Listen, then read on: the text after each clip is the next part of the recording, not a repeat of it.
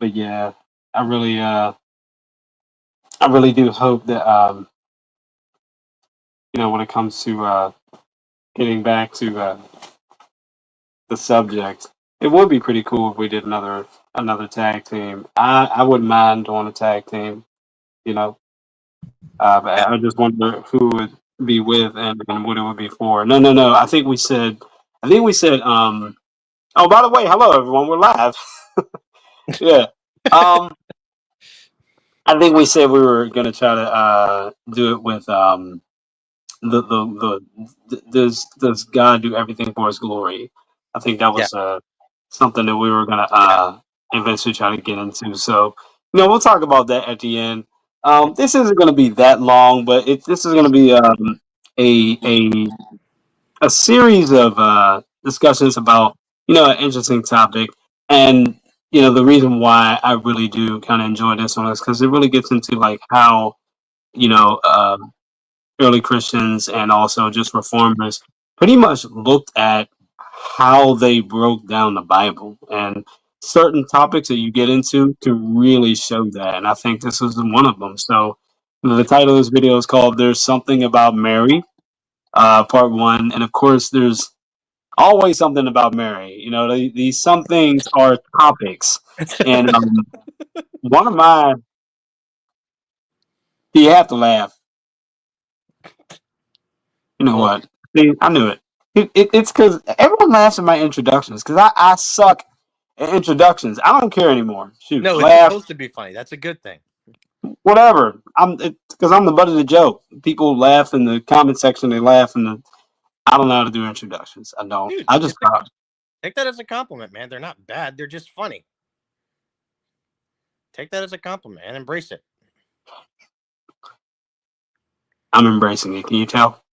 Good. Okay. No. You should. Anyways, go on. But yeah, like one of my favorite topics about Mary because there's plenty of them. Um, is the perpetual virginity of Mary, and that's what we're kind of gonna go and talk about tonight. It's more of an open discussion style. If you guys got any notes y'all want to go and take, I definitely encourage you guys to do so. But I want to do it in a bit of a discussion way. I've seen the debates. I've seen the one with Sam Shamoon and just like a couple of others, and they really get down and do some really good groundwork on the topic. But I feel like if someone wants to really get into it and wants to really kind of learn at a slower pace, because when you're looking at all that stuff, you really don't catch everything. You have to look at it over and over and over and over. Well, this is the perfect. At least try to make this like the perfect intro video where it just kind of lays out the ground key issues between the two. Um, but eventually, my apprentice and I he's been there for some years. Um, we're gonna go ahead and eventually have like a little formal debate about it. But for right now, we just wanted to have like a little open discussion, really. And I take the side of that the Virgin Mary is a perpetual virgin. And I remember I never got into the subject personally. I just never did. I thought it was one of those semi fringe. Okay, it probably has some merit, but they probably got to dig deep to really prove it. And in my experience, um, it was like a one and done. I thought it was going to be some deep thing where you had to be like, okay, you really got to see. No, like it was really plain and simple to see that, you know, however much of a virgin that she was, like she truly was it for like the rest of her life. And, just all the evidence points to it. And I looked at the evidence to the contrary, and I found some interesting stuff uh, about the contrary evidence, some historical interesting stuff about the contrary evidence. And so for me, that's what kind of raised my eyebrow. I said, "Oh, so this has been talked about before," you know. Um, but yeah, that's enough for me. I could say more. Uh, Josh, I'm gonna go ahead and just let you kind of talk about it and what led you to the perpetual virginity of Mary. Was it something that you saw sniffing around on the internet, but you really didn't pay attention too much, or anything like that? Yeah, I mean, I've always been led to believe that she was not a perpetual virgin because I haven't grown up in like an Eastern Orthodox or Catholic home, and I realize that because like on your side of it, Eastern Orthodox, you guys are not as dogmatic about it as a Catholic is, and you can be Eastern Orthodox and believe it, and be Eastern Orthodox and not believe it, and that's one thing I like about it because ultimately I think it's just a fun debate. It really doesn't matter whether or not she was a perpetual virgin. It's just something I think is interesting. And yeah, I mean, for the longest time, I didn't really pay attention to it. When I kind of started getting into apologetics, I heard about the view, but I'm like, okay, I think it's weird, but it doesn't really matter. I spent more time countering atheists, and then I moved on to answering Muslims, and then I moved on to answering Unitarians, and then of course, thanks to your teachings and help, I spent a lot of time countering Calvinists and the weird doctrines of tulip. But I say that as of recently, as I've been encountering people who believe the item, I'm like, well, it's definitely clear that many early Christians did indeed believe this idea. I won't deny that. However, what I would say is, as much as I respect the early Christians and as much as I love their work, it is possible for them to be incorrect. And I would argue that some truths are more valuable than others, because ultimately certain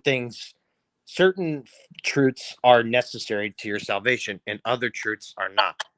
And as a result, you could say that some truths, while all are important, are not equally important. So I would say it's possible maybe the church made a mistake and it wasn't necessarily revealed to them at the time because they had more important issues to worry about at the time, like Gnosticism. Because you can be a Christian and deny or accept the perpetual virginity of Mary, but you cannot accept the things that the Gnostics taught and be a Christian. That part if you preach the ideas that a Gnostic will teach, you will miss out on heaven. Yeah, and I think that when it comes to a lot of these topics, um, I could definitely see like when it comes to the early church, um, the beliefs was pretty much the same in the sense of what you believe and what you choose not to believe. So it's the same today. If you're going to be a part of the Orthodox Church, I'm not sure about the Catholic Church or any other ones. Or definitely if you're going to be a part of the Catholic Church, I would presume, you have to go ahead and take on everything that they believe. Yeah. Once you confess the church as the pillar and ground of the truth, that means that whatever they say, like you have to line up with that. And so it was the same thing in the early church. So if the church would stand up and say in the fourth century, like Jerome, and say, hey, this is what we believe. Do you believe this or not? And people who didn't believe the things that the church did, they were challenged, So now I know that with Protestants, it is a little different. There's something that you choose not to believe, even if you're in that denomination. It's like, well, as long as you believe the essentials. So that's at least from my studies, that's kind of like the new thing to say these days. Whereas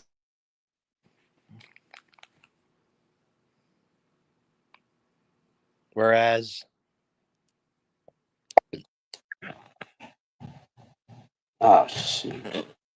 Oh shoot. Okay, I was just going on, and all of a sudden this thing just went off. You know what I'm gonna have to do? Here, I'm gonna have to reverse the camera so that way this thing will not go ahead and overheat. So I'm gonna switch the camera here. Just give me a second. Go So ahead.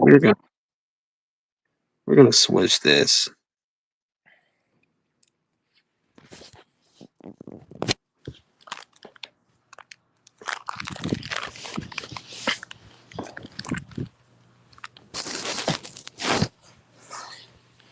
Okay.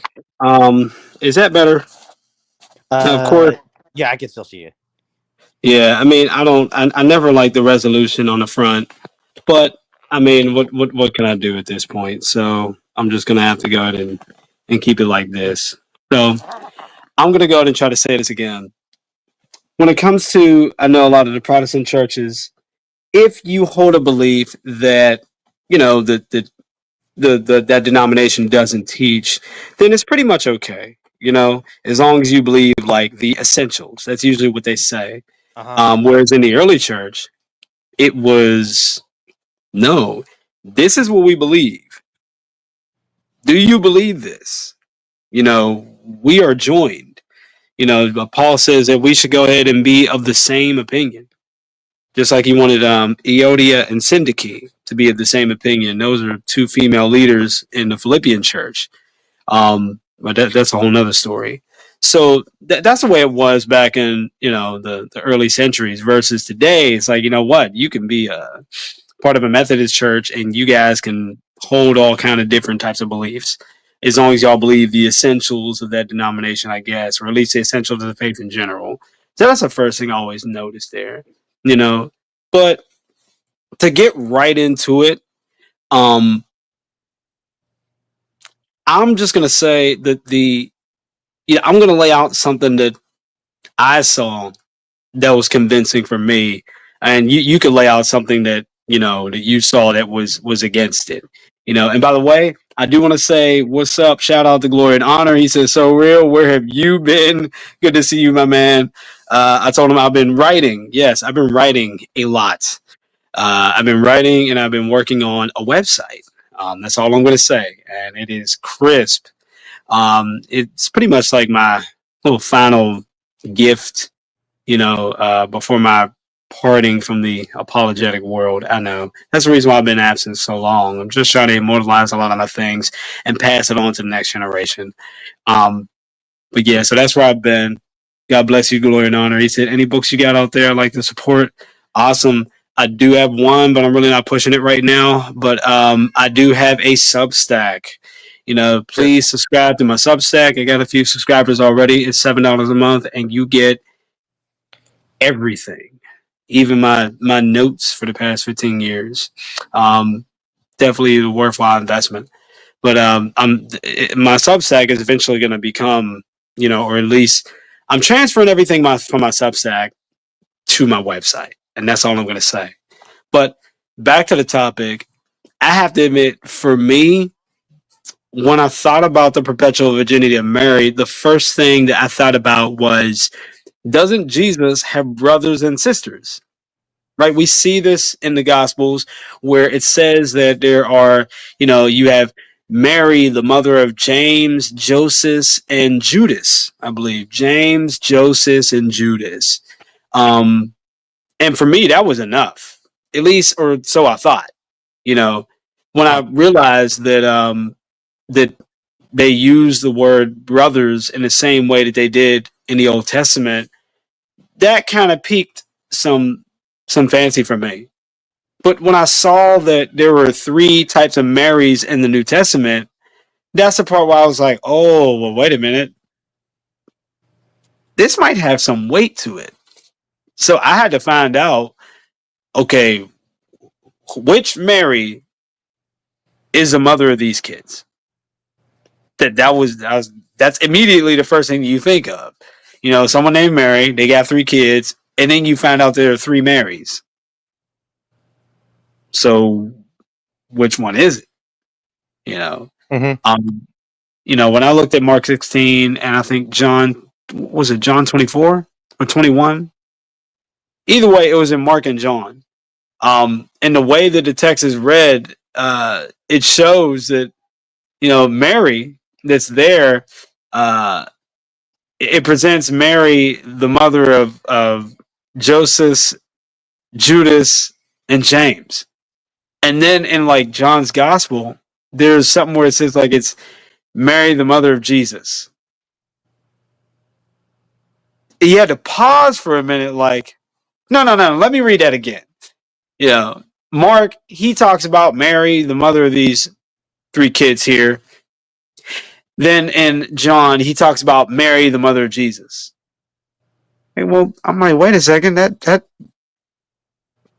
sounds like 2 different Marys. Like, okay. Why is he doing that? And the further that you look into it, you basically do see that, oh, this is Mary, the wife of Clopas.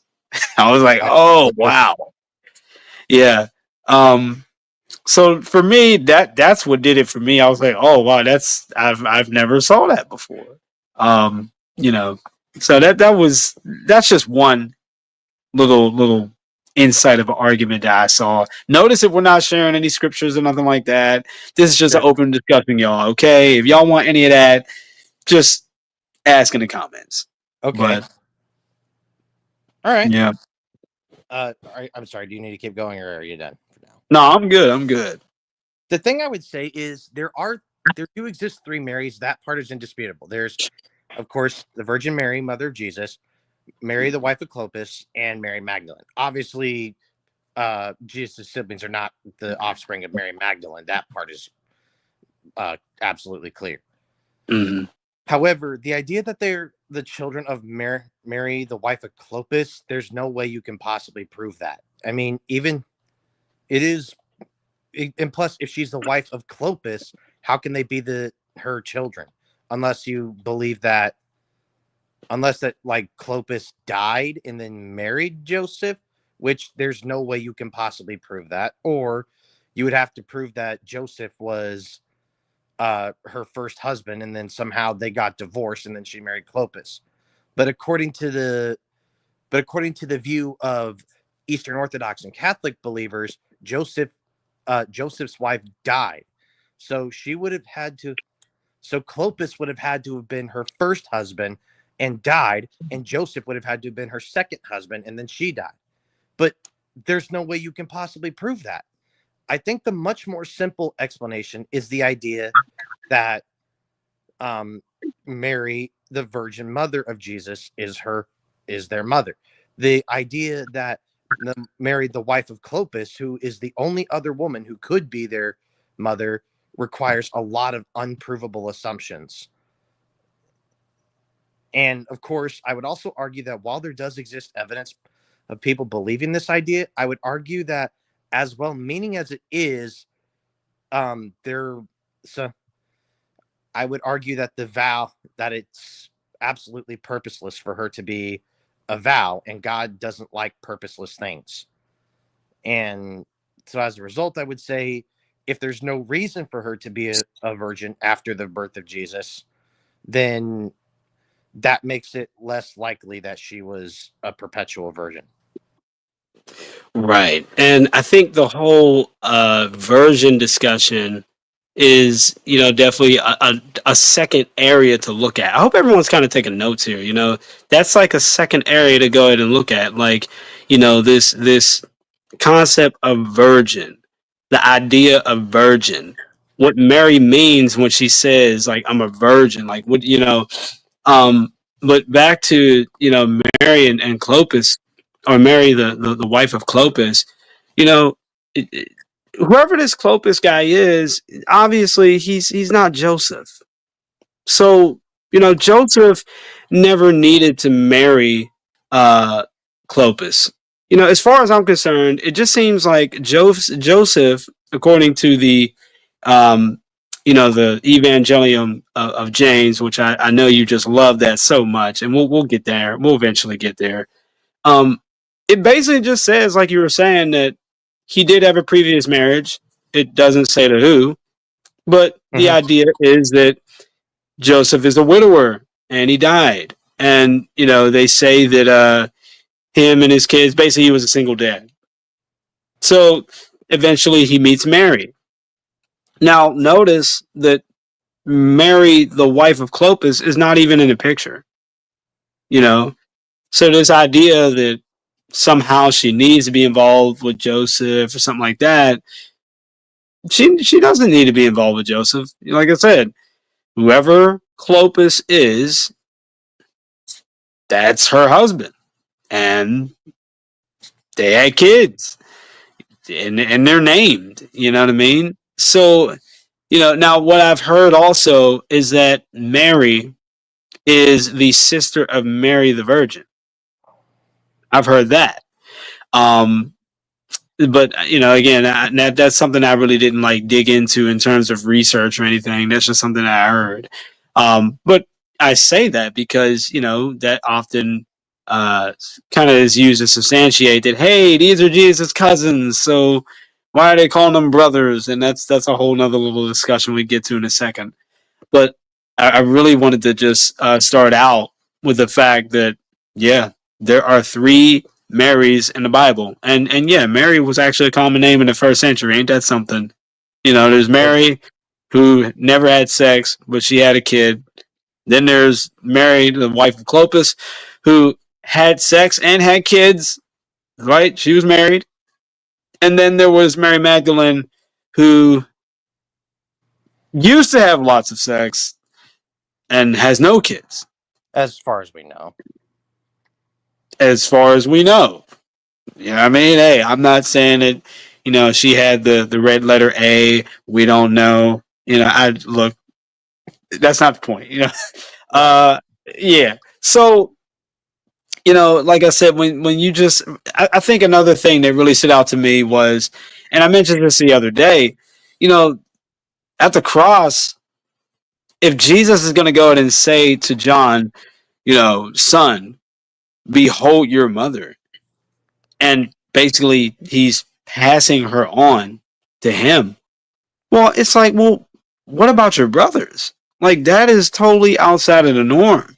Like, this is saying Jesus that after he got done healing someone and said, okay, now listen, you go ahead and show yourself to the priest and blah, blah, blah, blah. And, you know, I mean, he knew the law and he knew the culture of his day.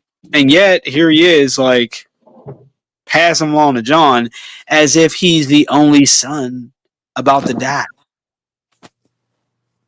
But it's either he is the only son of his mother or he's not. And if he's not, why didn't he say, John, send for my brother. When you see him, tell him to behold his mother. You know what I mean? Like, that's what you're supposed to do, you know? But the fact that he did that, you know, it pretty much leans more in the favor to show that, hey, only an only son does that. That's like an only son move. Wait, could you say that So, last bit again about John? I'm sorry, I didn't catch that last bit. mhm. Yeah, John, he was there at the cross, and Jesus said to him, son, behold thy mother. So he's Okay. passing his mom on to him to take care of her after he dies, Okay. right? You know, that's a big son move. But again, the problem is that if he's got like these brothers, especially older brothers, shouldn't he be sending John for James? You know, go tell my brothers to behold their mother. You know, that's what you're supposed to do. But he's acting as if he doesn't have siblings, or does he not have siblings? Like, that's an only son move. You know, and a lot of times, like in my experience, people really don't know what to say about that. They think there's some deeper meaning to it as to why Jesus did it, but you know, to me, it just seems simple. You know, that's a move that the only son does. You know, uh, unless there's some alternative explanation that, you know, someone wants to enlighten me in. You know, but it these are things in the text that do make you think. Like, why did he do that? You know what I'm saying? So, Okay. Oh, are you done? I didn't want to interrupt you. oh yeah, yeah, I'm done. I'm done. I mean, people quote the Proto-Evangelium of James all the time, but as far as I'm concerned, as Marcus Bachmule says, that book is worthless. And he goes as far as to say not just wrong, he says it's historically worthless in his book, The Infancy Scriptural Completion in the Infancy Gospel, page 88. He argues that this book is useless because not only does it contain historical errors, whoever did write it, who is clearly not James, is obviously unfamiliar with ancient Jewish marriage customs and culture, and he's more sympathetic to ancient Jewish piety, meaning it's more, uh, it's not really related to as much truth as much as it is story. And Mm. and of course, you know, the fact that the person is obviously unfamiliar with ancient Jewish culture, if they're unfamiliar with it, then how can we trust them to tell us about the Jewish customs and beliefs at the time? But of course, the other problem is it contains a heretical teaching that contains one of the earliest forms of Gnosticism, because the way it describes the birth of Jesus in chapter 19, if I remember correctly, the way it describes the birth of Jesus, it's more like a spiritual birth rather than a physical birth. And that presupposes Docetic Gnosticism, which is absolutely incompatible with Christianity. Now, one could make an argument for other issues, like saying just because it has errors doesn't mean it's not reliable. But it's like, well, sure, just because it has errors doesn't mean it's not reliable. However, when the author when it contains historical errors, is the author is unfamiliar with ancient Jewish culture and marriage customs, and it contains a heretical teaching, I find it difficult to find a good reason to trust that book. You can see a similar theme in other things like the Odes of Solomon and the Ascension of Isaiah. The Ascension of Isaiah, in chapter 19, if I remember correctly. No, wait, that was in the Ascension of Isaiah, not Proto-Evangelium. But in chapter 19 of the Ascension of Isaiah, it has a similar depiction of the birth of Jesus to the Proto-Evangelium. And once again, it seems to depict more of a spiritual birth rather than a physical birth. And once again, this presupposes Docetic Gnosticism. And this is precisely why not only is it not canon, it's not in the Apocrypha. And the Odes of Solomon, it does talk about Mary being a perfect virgin, which, well, that could mean anything, really. So who knows? That could maybe mean she's sinless. I don't know. However, even so, it also depicts in Ode 9 that it does depict that in Ode 33, and in Ode 19, it depicts the Holy Spirit as a female. And that's very dangerous to depict the Holy Spirit this way. And the reason why I bring up the Odes of Solomon and the Ascension of Isaiah, as well as the Proto-Evangelium of James, is because these are the three documents that are most often quoted for the idea that she was a perpetual virgin. But their testimony is unreliable, they contain historical errors, and they contain heretical teachings. And that, to me, I say, and since these points have never been refuted, and many have even admitted to these points that believe in the perpetual virginity of Mary, including Origen himself, who not only didn't trust the Proto-Evangelium, he condemned that book as a false book. Now, does this automatically prove that the perpetual virginity of Mary is false? Well, no, but it definitely decreases the likelihood, because outside of those three books, all you have is the testimony of early Christians. And that's definitely something that needs to be thought of. But in the end, when you ask them, why did you believe this? You ask them, where did you get that idea? And I would say, ultimately, without the testimony of those three documents, it's really difficult to justify it. I really wouldn't say that, only because if what you say is true, then there should have been a heavy usage of those three books by Jerome. But instead, Jerome just simply is doing what I'm doing. Like, he just goes to the Gospels, he goes to the Old Testament, you know, he does things like that. Um, or basically I'm doing what he's doing. So, that's the first thing I would definitely say. You do have some writings from Hegesippus that does show about who the wife of Clopas is, which is Mary. But other than that, I would definitely say when it comes to the Evangelium of James, I would have to look into that. But what I would say is that I think that we should use the Evangelium of James the same way the early church did. Obviously, um, if there were kind of errors or anything that was in there, it seemed not to really phase or affect the church's usage of it. I mean, you have the what is it? The Liturgy of Saint James, that I believe comes from there, and that is a type of liturgy service that's seen to this day.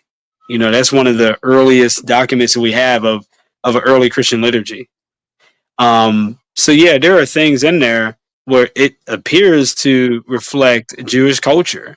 So I would have to look at that scholar and see like why he's saying that. If the early church is using a liturgy that mirrors the Evangelium of St. James, it has it. Obviously, whatever kind of lack of culture that book is said to misunderstand, it must not have been that bad because they're using the book. I think the other thing is that when it comes to the Odes of Solomon, yeah, it is true that somewhere in there. Now, I do not believe it's chapter 19. No. What's in chapter 19 is the proof of Mary being a virgin, and also an explanation as to why she was alone. Usually, you have like nursing mothers with you when you're having your child. In Ode 19, it says that, well, she had help with the Holy Spirit to have a painless birth. Therefore, she did not need any wet nurses or doulas. You know what I mean? Or birth mothers. You don't need them. And it's funny because like the church to this day says, oh yeah, her birth was painless, versus Eve, her birth was painful. So it's like a reversal of some sorts, but it's just interesting that document says it. And, I've seen on, I think it was earlychristianwritings.com, there were some very solid scholars that said, yes, this Ode to Solomon dates as early as 70 AD to 125 AD. That's early. Okay. And they're already saying stuff like this.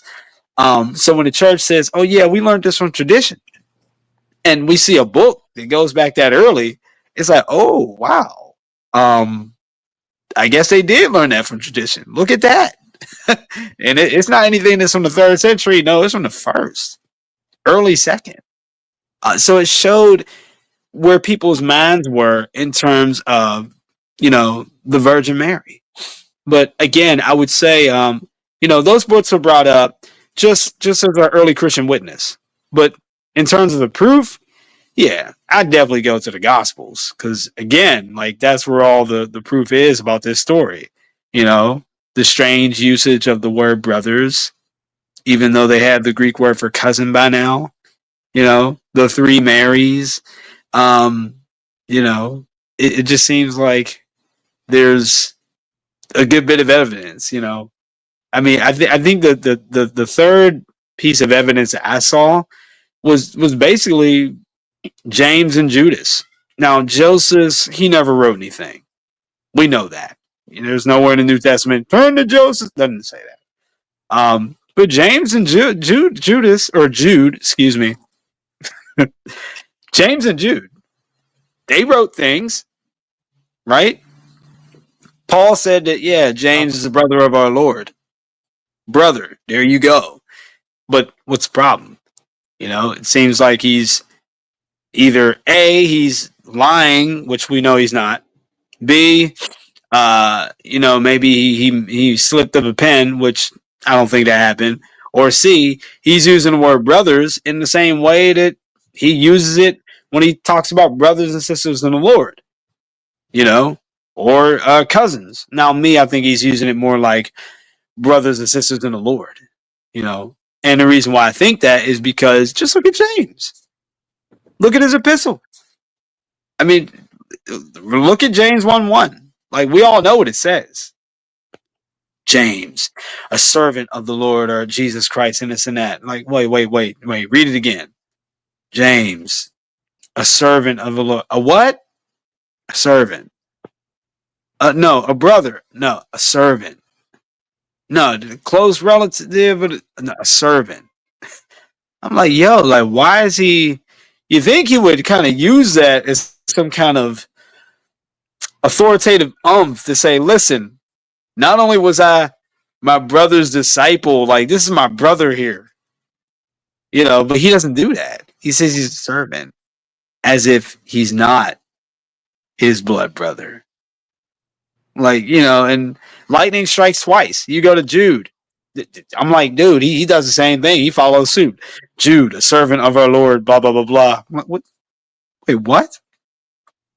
So these guys, they got all the umph in the world to just say, "Hey, yep, I am the brother of Christ." Like, but they don't do it. The question is why? Like, why? And it makes even more room for Mary, the wife of Clopas. You know what I mean? Like, it keeps stacking in that direction no matter where you look. So from my experience, it just that's what it just seems like. Unless someone can give a really good, solid alternative explanation as to why they took like the servant road, instead of like the brother road. You know what I mean? So, Okay. The response is simple. That's an argument from silence. And I would say if you're going to use that argument to say that proves that he's not her biological siblings, I could use that same argument to say he's not a sibling of him in any context. Meaning he's not a sibling, he's not a step sibling, he's not a cousin.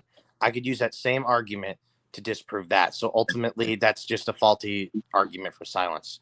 Um, as for the idea that this is like makes it more likely Clopas, no.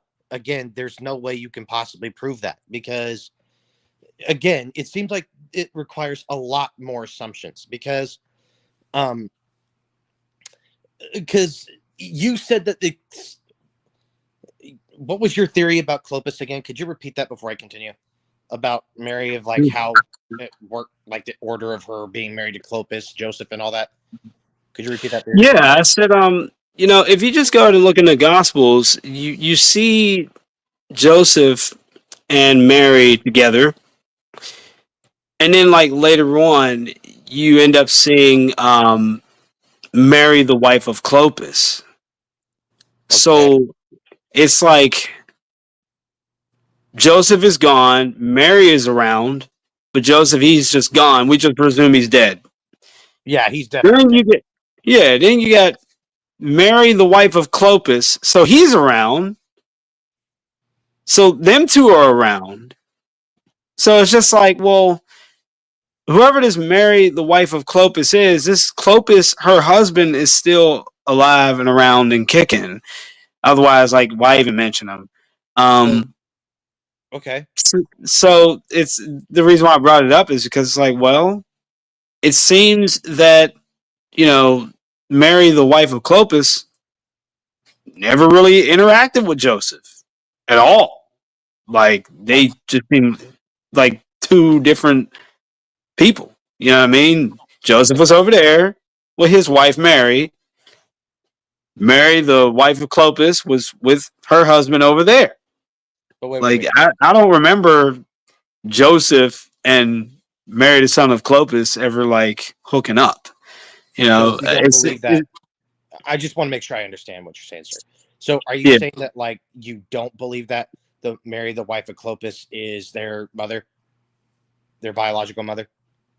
right. I believe that Mary, the wife of Clopas, is a biological mother of James, Jude, and Joseph, but But not Jesus, because it never says that.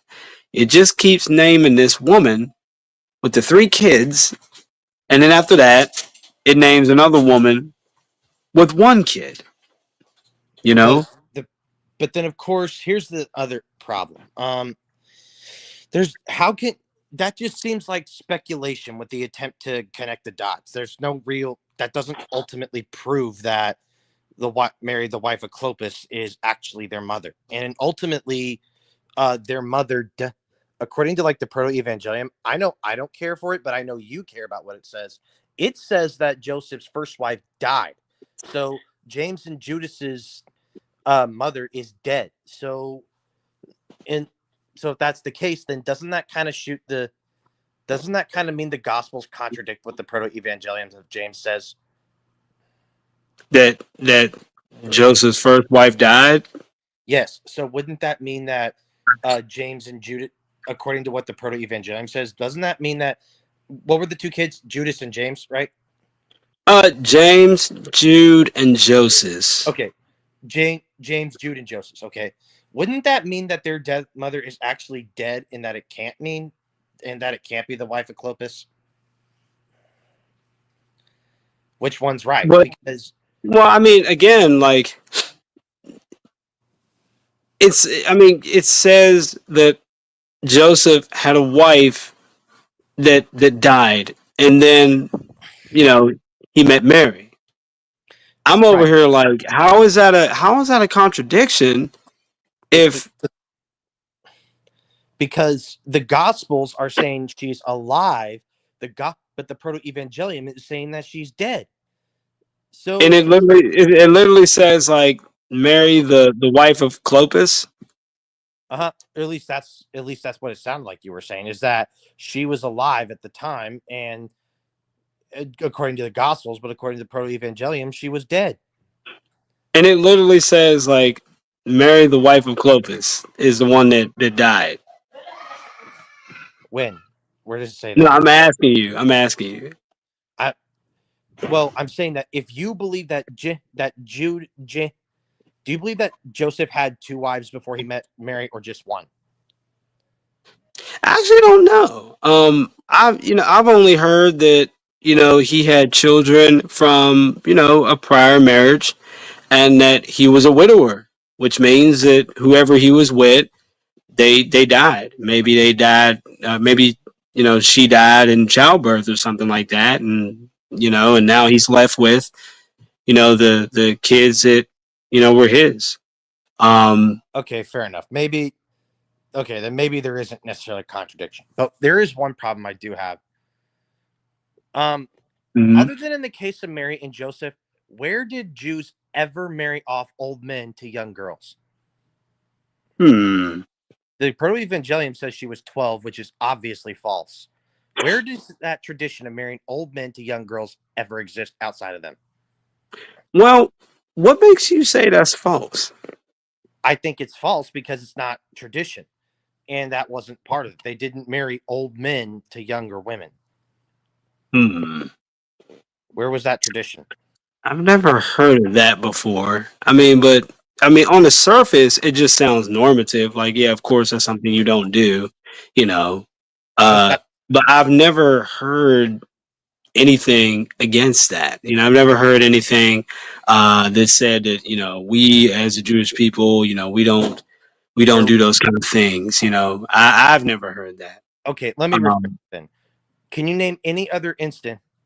Can you show me an old an older person, like let's say, what would you consider old in that time? Like what, like 50, 60? Like obviously we I don't would know. consider probably like 60 going on 70, Okay, something like that. let's say in the 60s, just to make it easier. Hmm. Um can you show me an instance of a 60-year-old guy being married to a, let's say, 16 or 17-year-old girl in any other context? No, no. Well, then why should we believe that they would do it in this one?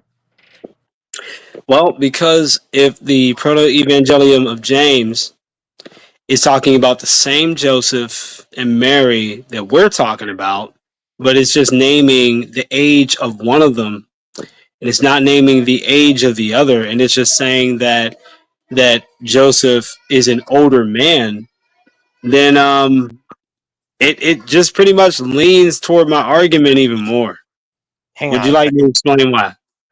Let me find that passage, because Okay. it doesn't say older man; it says old man. Yeah.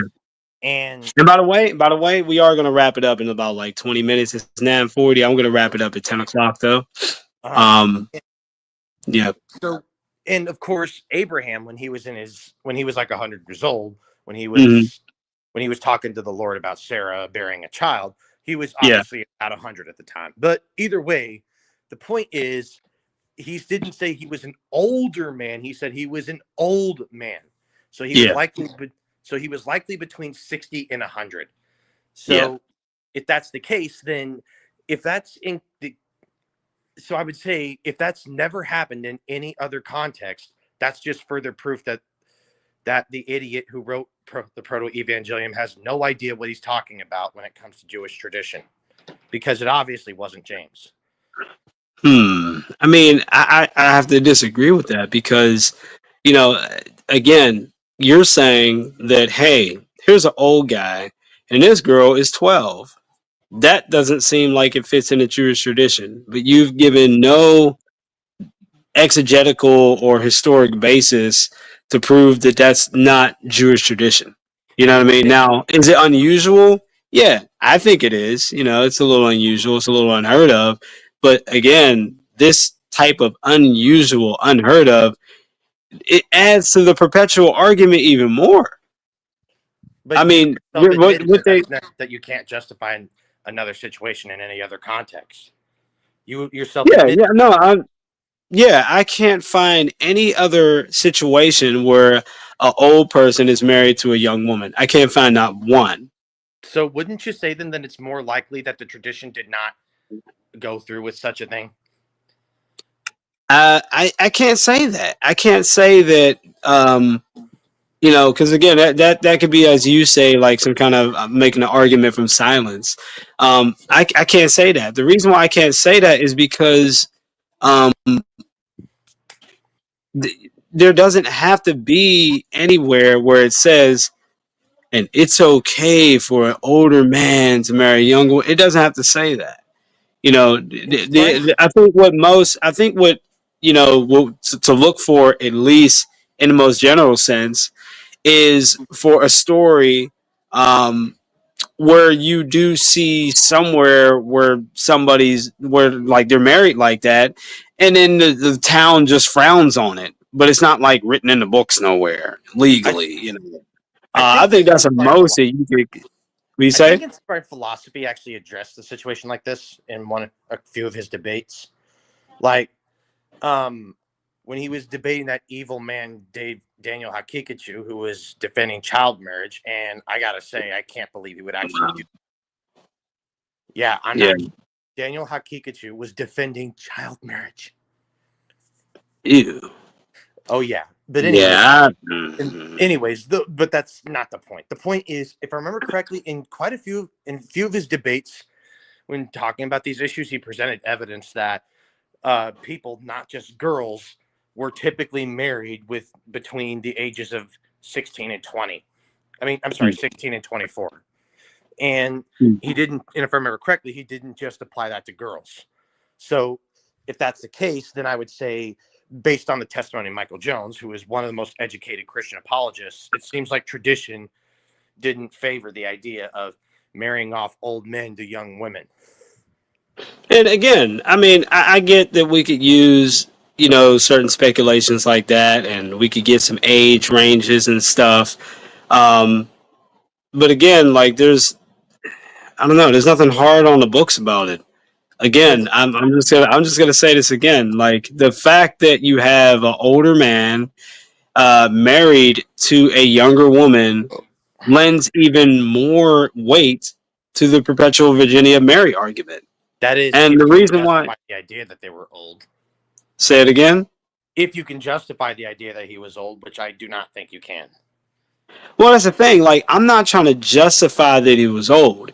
I'm accepting the fact that if the proto evangelium of James says he's old, you know, and I just go ahead and take that and run with it, it adds to the argument Uh-huh. even more that It would. she was truly a perpetual virgin.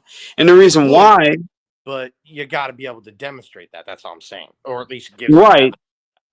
But right, well, right, that but book really can't. right, but There's no real right, evidence for it. right, but right, but you know, the reason why, you know, it lends, you know, because every time I say it, I try to go ahead and, you know, give some evidence, but you keep cutting me off, so I'm I'm just going sorry. to try to say this one more time. So the fact that you have an older woman and an older man and a younger woman together lends even more weight and to the argument even more, you know.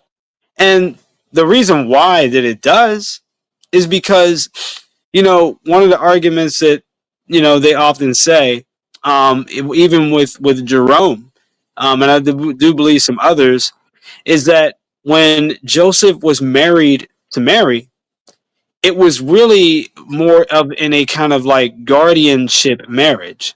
Like it was really like to guard her, you know? And again, like what other purpose would you need to guard a woman except to not just keep her safe, but that safety does include making sure that nobody violates her, you know? So this goes into something else too. Okay. When you look in the Dead Sea Scrolls, there are places where women have dedicated their entire lives to God through their virginity, and they didn't marry Okay. anybody. They didn't marry anybody at all. Now, Okay. if they did marry anybody, it was once again more like a kind of a guardianship kind of marriage. Like this person is marrying a perpetual virgin, and they know what it is they're getting into. Like you are to marry her, you are to protect her. You know, you can't have sex with her. I don't care how hard it is, bro. That's what you got. You can't have sex with no one else either. I don't care Okay. how hard it is. You know, you I know, mean, just sure. you know what I mean. So by the That time you get to the New Testament and the Gospels, you know, and you see that there's an angel that comes to Mary and says, "Hey, you know what? God has chosen you to go ahead and give birth to the Messiah." right to be the Virgin Mother. Yeah, and all of a sudden, you know, Mary says something very strange. She says, "Well, how will I do this when I'm a virgin? I know not a man." But yet, like, this is the same Mary that's like betrothed. Like, you are 95% married. You about to be married like You're next week. considered married in James Jewish culture. Yeah, like you're betrothed, man. Like you're on your way. Like you got a few more ritual steps and you're in there. Uh huh. So the thing is, if this is so obvious, right? You're about to be married, which means that from our perspective, if you're about to be married, that means you can have sex and have kids. Well, for her to say, "But I'm a virgin and I know not a man. I'm a virgin, like perpetual virgin, like I am a virgin, period, and I don't know a man." Like Okay. the statement just seems kind of weird because, and you think that Gabriel would just say, "Oh, honey, please, you got one more week. You're about to be married, and then what's going to happen? You and Joseph are going to have a baby, and from there, that's it." But Joseph, like Gabriel, doesn't say that That's just at all. Like you know, so the whole scene just it's a little odd. Like you about to be able to be married to have sex. Why are you saying, "I don't know how this is going to happen. I don't know how God is going to do this. I don't know how." And after that, you know, Gabriel makes it more difficult by saying, "Don't worry. The the Holy Spirit is going to go in and do it." It's like what? Like now all of a sudden Gabriel is kind of acting like that this chick is perpetually virgin too. By the way he's moving with it. Like okay. everybody is avoiding the obvious normal road of just, Good. "Hey, about to be married, gonna have sex, had kids, boom." But they both avoid that norm. Well, I You see know what I that. mean? I've heard that argument a million times. I've rejected it in the past, and I'm rejecting it now because in reality, that just reads way too much into the text. It just simply, you could simply mean that to say, how can I give birth to a child right now when I am not knowing a man? It doesn't say, she doesn't say, I will not know a man. She just says, I do not know a man. So it could also simply mean that I'm not knowing a man right now. So how can this be? It's really that's a more simple interpretation, and I think yours just reads way too much into it. But either way, Mm. so I'd say I think that idea is just way more valid. I think it's a lot more simple. It requires fewer presuppositions. And while it is true, yes, there are absolutely women in the past that um sorry, sorry, I'm walking around. I tend to do that when I'm on the phone with people. No, it's Uh all good. but anyways, yeah, it's definitely true that that women have done that to where, they were perpetual virgins for their whole life. That part is indisputable. There have been women who have done that.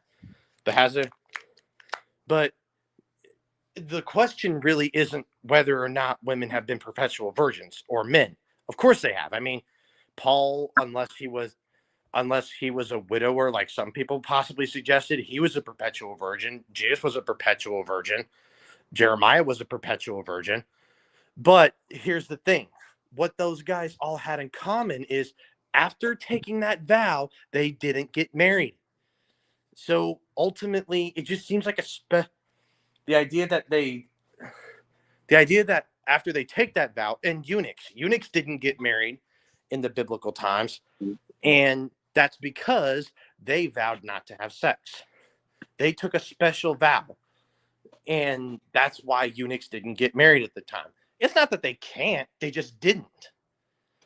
And I guess so I it guess just the seems only like it just seems like in every context, people who take that vow don't get married, but then this one time they do. But go ahead and say what you're saying, and then I kind of want to ask you a few questions before we close up. Sure. I guess the only thing I could say is that there's other things you got to take in consideration. Um, of course, they're all men, so Okay, so it's not like I mean, these guys can pretty much fend for themselves. So if we go to look at Mary, and she's 12, or she's like young, there's and no she's way taking a. 12. All right, well, let's just say that she was young, right? Yeah. I mean, you're living in first century Jerusalem. You go ahead and take a vow like that, you better have someone to protect you. You better have somebody that will be legally bound to protect you. Unless you want to go ahead and strike it out and be Superwoman, and all of a sudden, your vow is broken, whether you wanted it to happen or not. You could take that risk, or you could go ahead and have a little marriage guardian. So that's the first thing. That kind of makes sense. The second thing is that I do believe that there is enough context in there for, her saying, I'm a virgin and this and that, only because listen to what she's saying. She's saying, I I am a do not know, virgin. man. Right. She's first thing she said was, I'm a virgin. Right. She acknowledged, she said, look, I'm a Yeah. virgin. But it's like, again, if we take everything into consideration, that she's got a man, y'all close to town and not legally. Why say that? Then after that, it gets even more interesting. She says, how can this be? Now, you're already working in the how of getting married, taking the But steps. but You notice it know says what married people do? Married people have sex. You know. yes, but it So says I do not. for her to say, well, I hear what you're saying, Gabriel, but look, how can this be? She's speaking as if A, she's totally forgotten that she's about to be like fully married, or B, she's speaking as if whatever her marriage is doesn't involve sex. It's more like he's just here as kind of like a guardian. You know what I mean? Like there's certain things that you don't say and question if you about to be full blown married and you about to be in there. There's certain things that you shouldn't be concerned about Or unless C. unless unless your situation is a little different. You know what Or I mean? yeah. Or C. She's done. She knows that she's talking about in the present, that he's talking about in the present moment. She's not dumb. I mean, she knows that he's talking about in the present moment, and she says, "I do not know man." This is a present tense verb. I do not know man.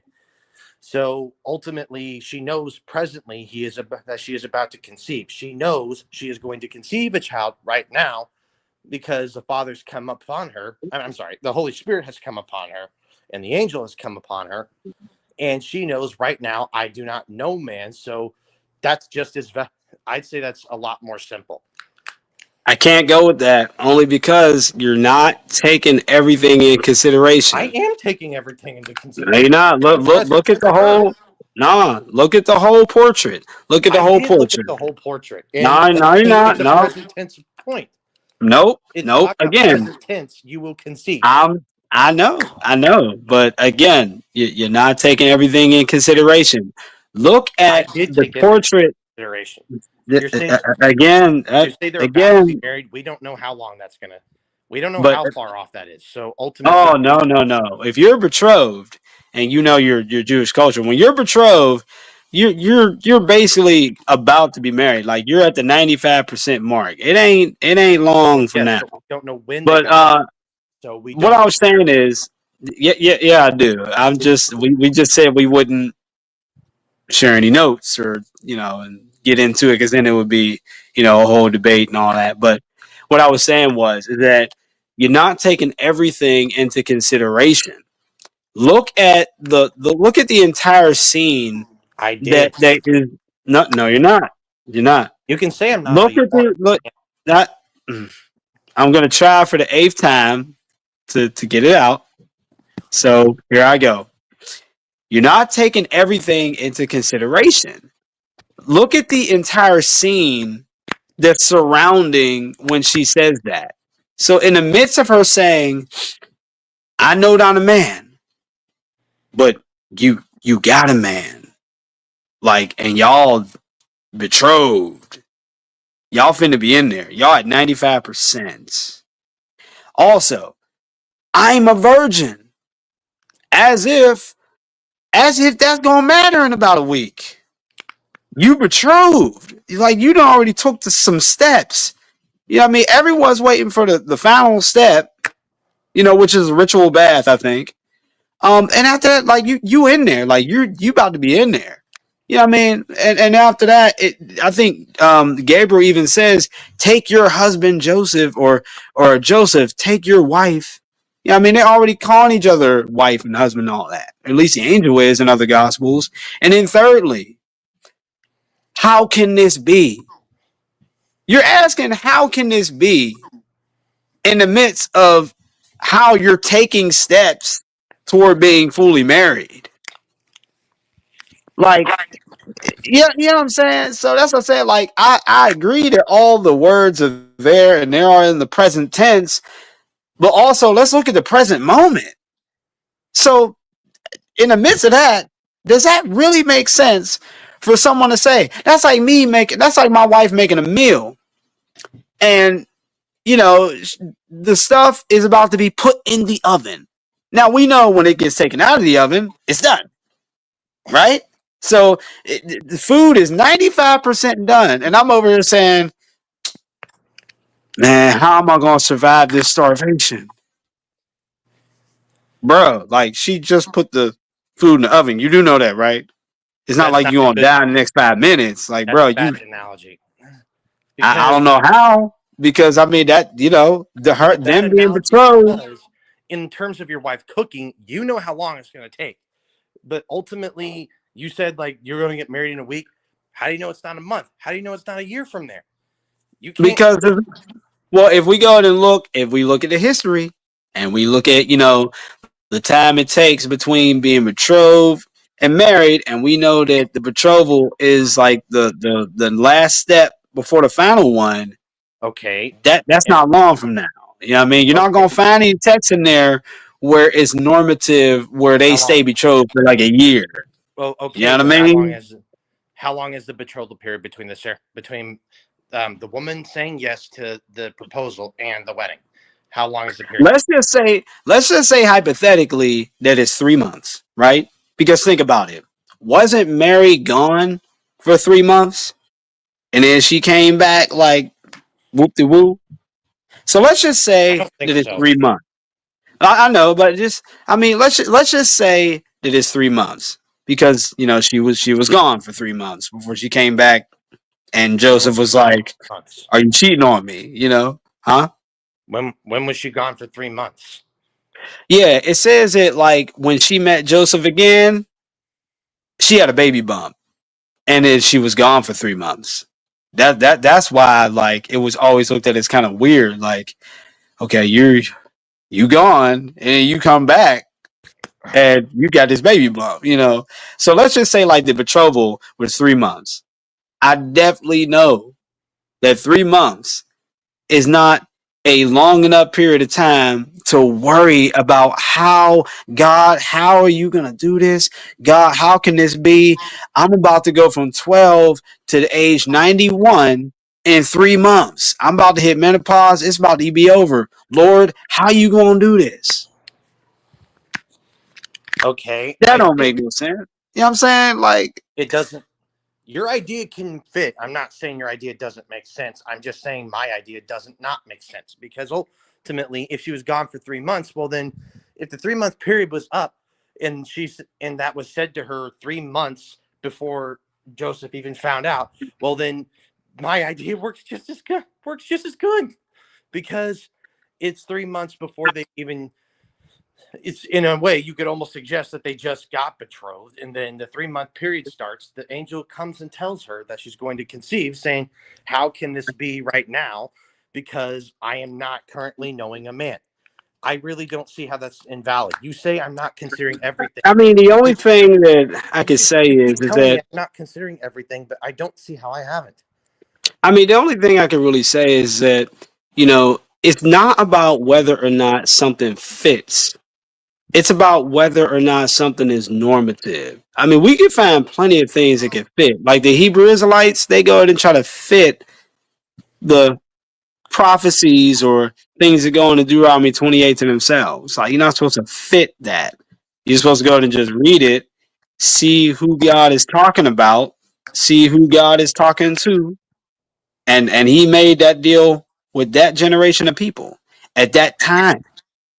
You know what I mean? And to their kids, you know? And then they applied it to generations later, found in Jeremiah. But yet, the Hebrew Israelites, they'll take that, skip 2,500 years later, and say, oh, he was talking to us. And they say it's a prophecy. Okay, Meanwhile, it's in a covenant book. yeah, Therefore, it's I'm not a not gonna prophecy. You know what I'm I'm not saying? gonna So, comment. Not yeah, really, but because I don't understand BHI theology very well, but right, but what I'm um saying is that what they do is they use this fit methodology. If I could look at the situation of Deuteronomy 28, and I could look at the situation of black people, then I could fit that. And hey, you know what? It just might fit, right? It might look like that, but that don't mean that that's who God is talking about. okay. You know what I mean? So that's all I was I saying about, fitting arguments. I can't, no, we got to go with, okay, the, the, I the think my commentary. idea is normative, but we're not getting anywhere with this. So let's just move on. All Um, right, no problem, no problem. I'd like to ask you a couple questions. I said that earlier. I think that really having Mary be a perpetual virgin really doesn't serve a purpose. It serves a purpose for her to be a virgin until she gives birth to Jesus, yes. Because if Joseph was his biological father, well then he wouldn't be the son of God in his human nature, right? Mhm. And then the incarnation serves no purpose anymore. So obviously we both agree on that. But here's the thing I would say. Now, of course, you believe that Mary and Joseph took a vow. She took a vow never to know a man, and he took a vow never again to know a woman after his previous wife died. And so therefore they never engaged in marital relations and never had other children.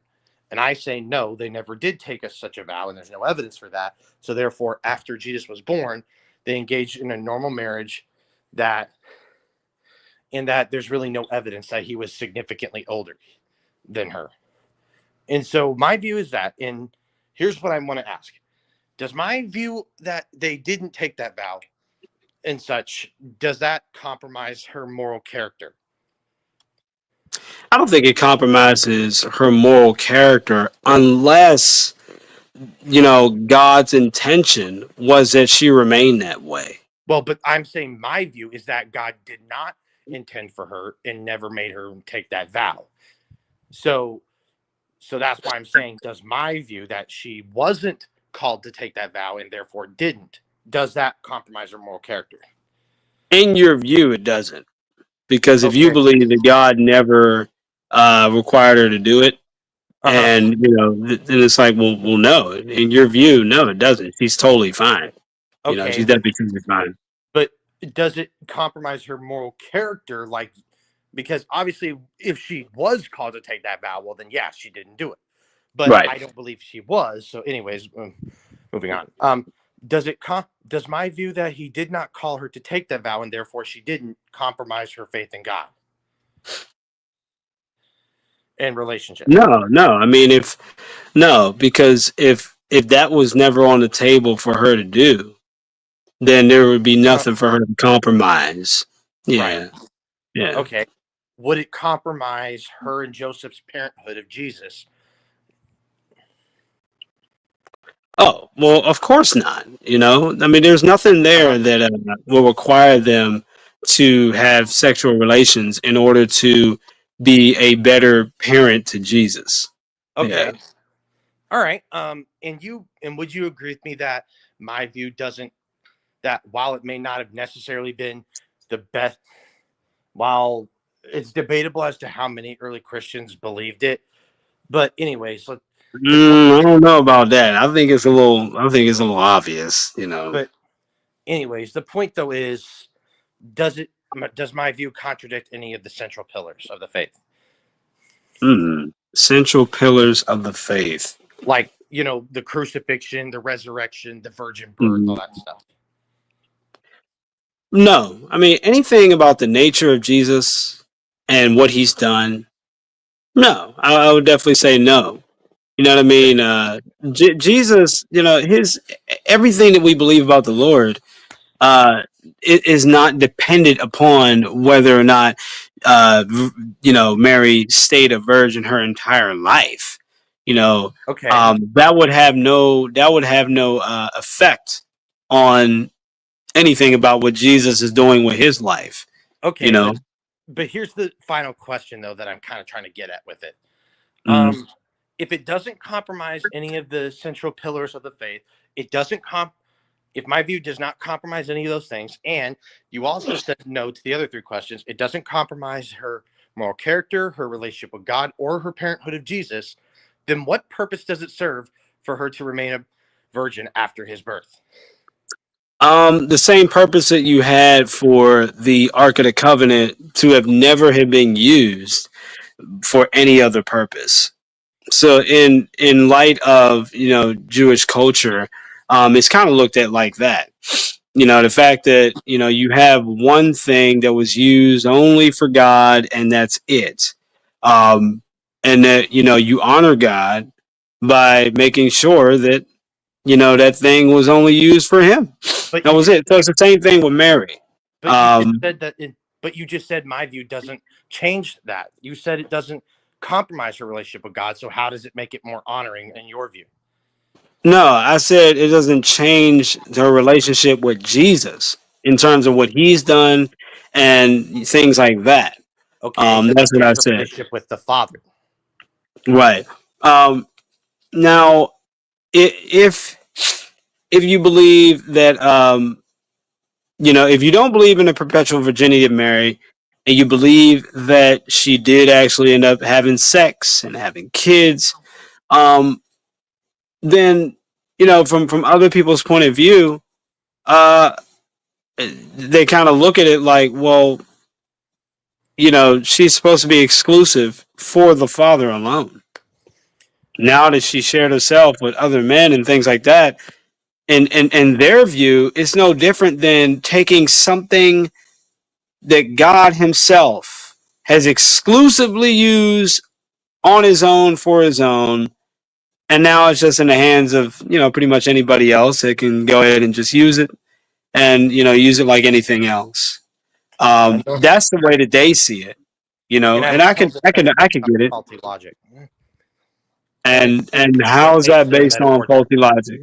and it takes the metaphor of her being the Ark of the Covenant way too far, because she's not On some what kind of basis? divine powered object like the Ark of the Covenant. Because if you touch the Well, Ark of Covenant without the aid of God, you'll die because it well, contains that's the divine thing. energy. The the ark.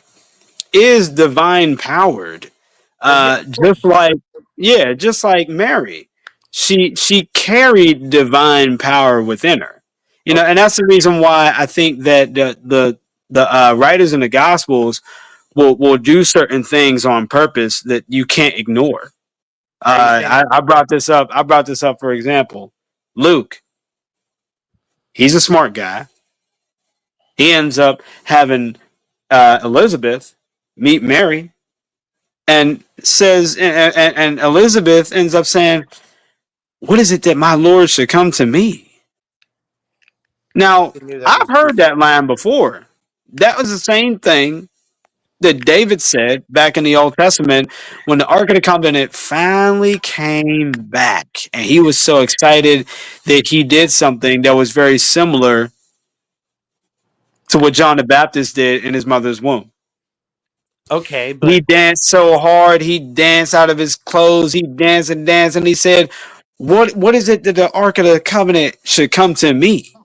So you I got mean, somebody dancing and jumping in their stomach, you got someone dancing out of their clothes, and then you got the person dancing out of their clothes saying the same thing that the mama is saying to Mary, who's carrying, you know, the whole universe in her belly. And okay. again, like, so if we were to look at Jewish culture, like, Luke ain't no fool. Like, he knows what he's Uh-huh. doing, and that can't be Yeah. ignored. So if Well, it's Luke does if Luke does that, this will be my final thing I'll say. If Luke does that, and we can see that correlation, and then later on, like the church fathers, they just start correlating to death. Well, somebody had to have taught them that, or they had to go ahead and look at that because so. so I don't I'm know. fine I with the think, idea that she's the Ark of the Covenant. I'm fine with that. yeah. So it's not But like it's out the stretch or too logic or this and that. No, I what mean, I'm look at saying is, Luke did. Like, but here's the issue.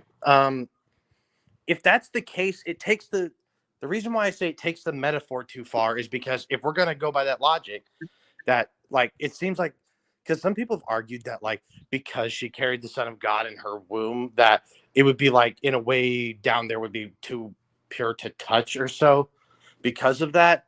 But it's like if that's the case, then that would affect the rest of her body. That would mean you couldn't touch her in any kind of context. You couldn't tap her shoulder, you couldn't shake her hand, you couldn't do anything. But but yeah, that's a part. But that's a part where like, uh, it's like now you're putting certain typological emphasis that the authors didn't put on there. You know what I it mean? doesn't They matter. didn't put Logic they follows. didn't make every correlation. In other words, we know that that's the way that the Ark of the Covenant rolled, and only certain people could touch her, and that was it. You know what I mean? We know that, and we know for a fact that Mary was around everybody, hugging everyone, this and that. So obviously, that wasn't the part of the typology that they wanted you to focus on. You Well, know what what I I'm mean? saying, you can't escape that conclusion. That's the problem, and that's why I'm Oh saying no, I could because no, you again, can't because how yeah, can it yes, make I difference? can. No, yeah, yes, I can because again, you have to follow what the apostles point out in the typology. Because again, look at what they do with Jesus. They typologize Jesus to death about all kind of things. But yet, if we were to take at least one of them typologies and look at them, we could say, all right, well, look at how Jesus here is called my son. Out of Egypt, I have called my son. And there, we see it's talking about the nation of Israel, but yet it's talking about out of Egypt, I called my son. Matthew looks at that and said, oh, that son is Jesus, even though God in the Old Testament is typologically talking about the whole nation of Israel. We could say, Um, well, you know what? Jesus is not 1,000 people. Jesus is only one human being, God man. But yet you got like all these people. So Jesus had to have been more than one person. There had to be a whole bunch of them out there. I'm like, whoa, bro, you taking the typology too much. I think No. I think inspiring philosophy made a case that the passage in Hosea is not necessarily a prophecy about Jesus, but it's like No, I'm not. no, we know it's not. But We know but it's here's not. But I'm not denying the typology. Like I said, I'm fine with saying that she's the Ark of the Covenant and all that. I'm perfectly fine with that. I'm not denying the typology. All I'm saying is, if that means that she's exactly like the Ark of the Covenant, the typology doesn't always mean that they're going to be identical. Because, like you said, Jesus is not 1,000 people; he's one person. But ultimately, if it had that kind of effect on her womb, how does it not affect the rest of her body?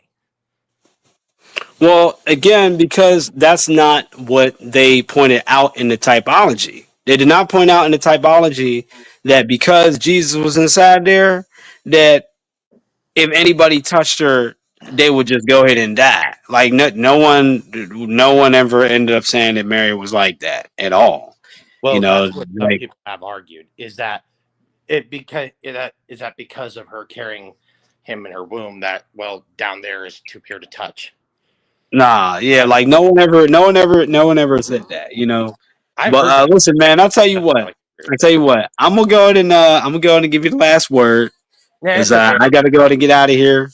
Because I gotta I'm go and do a whirlwind and kind of clean up a bit. But wait. We're gonna do some other stuff where other people. but I think we ate all that time up. Let's just But make it real brief. Like, if you guys know any Calvinists that are willing to debate this issue of, does God do everything for his own glory, we'd definitely love to know about it.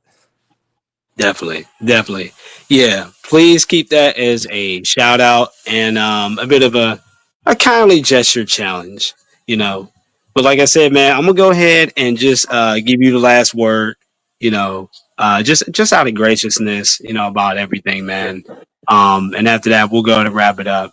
Because I'm I gotta just get up in the morning. Yeah, I think this is cool. I think we got out some. I think we both made some valid points on some issues, and I think it's definitely given people a lot to consider. That's Mhm. really the way I would say. And I know that sometimes these kinds of debates can get heated and such, and and that's okay, because it's good to be passionate about what you believe, right? And I think this will be interesting, and I definitely can't wait for the next one. Definitely, You definitely definitely. show me. I definitely got some stuff to look at. Hey, likewise, likewise. So there you have it, y'all. I hope you guys took a little bit of notes. Hope it was pretty interesting. Hope it was just something that was good to listen to, good to chew on. You want to put it on the audio while you're working or while you're, at your job or doing whatever. And just kind of, look into these things because I think, overall, I think reverence is very, very important. Uh, Um, and I think that if we take away certain beliefs about things, then perhaps it may take away the reverence and respect that that we can truly have toward Mary and also toward the saints and toward so many other things. I think it's important that we try to keep things as sanctified as possible. How in the world I end up giving the last word, I don't know. That's me trying to wrap it up. But other than that, I'm gonna get out of here, y'all. It's been good. And we will see you all on the flip side. We'll see you all next time. All right. Later. Peace and blessings. Peace.